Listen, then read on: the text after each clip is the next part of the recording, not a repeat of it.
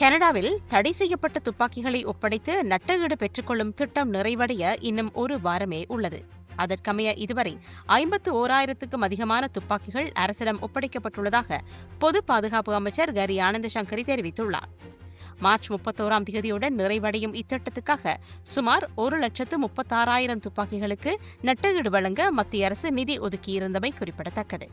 2020 மே மாதம் முதல் AR-15 மற்றும் ரக மினி 14 உட்பட்ட சுமார் 2,500 வகையான துப்பாக்கிகளை போர்க்களத்துக்குரியவை என்று வகைப்படுத்தி ஒட்டாவா தடை செய்துள்ளது.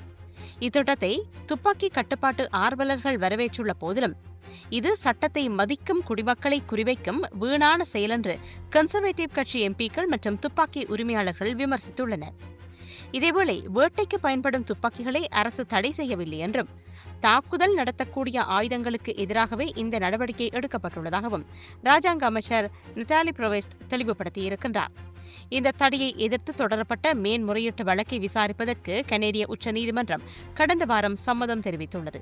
எவ்வாறாயினும் வரும் அக்டோபர் 30ஆம் தேதிக்குள் தடை செய்யப்பட்ட அனைத்து ஆயுதங்களும் செயலிழக்க செய்யப்பட வேண்டும் அல்லது அகற்றப்பட வேண்டும் என்று அரசு அறிவுறுத்தியுள்ளது.